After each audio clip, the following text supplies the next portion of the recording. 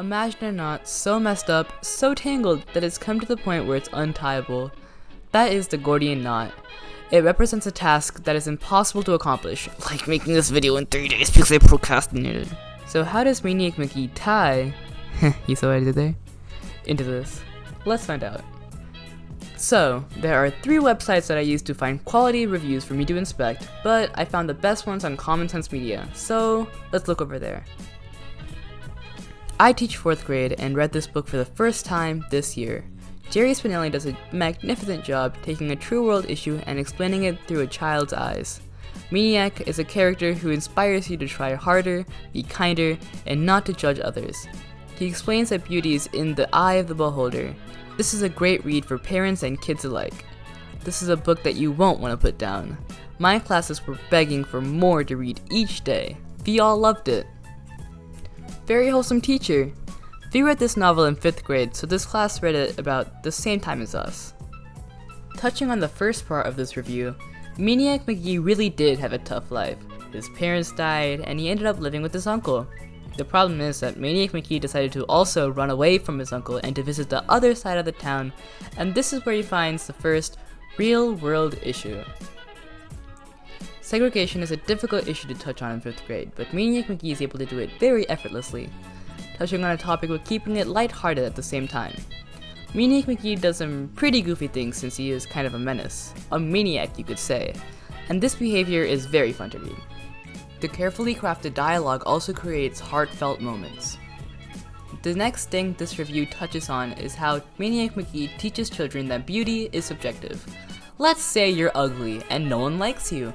Maniac McGee shows you that there may be hope. There will always be someone who can notice your pros over your cons. Good luck finding that person though. Maniac McGee himself is quite stupid. He doesn't always understand why someone is bad or why something is wrong. This is extremely wholesome, and it makes you wonder if everyone is actually evil, or if you just look for the evil within them. Or maybe you are just straight evil. The last part of this review is how the book is a great read for all kids and parents alike. Since Maniac McGee is a similar age to that of the intended reader, the emotions that he feels might be relatable to a reader in 5th grade.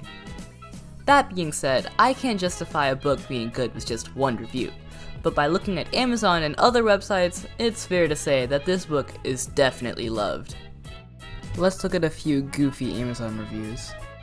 Mike says, okay. Okay? Danya says, this book was terrible. Bro never read this because it sucks and it terrible, so don't read it, frick it, and Jerry Spinelli sucks. What? And Liz says, nice. Literally so helpful, thank you.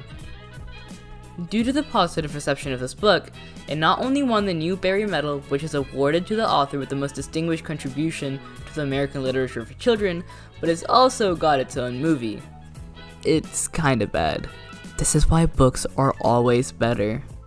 But how does this all tie, I did it again, to the beginning of the video where we talked about the Gordian knot? Maniac McGee has to unravel such a knot, literally and figuratively. Not only must he pick apart the issues he finds in society, but Maniac McGee also comes face to face with Cobble's knot.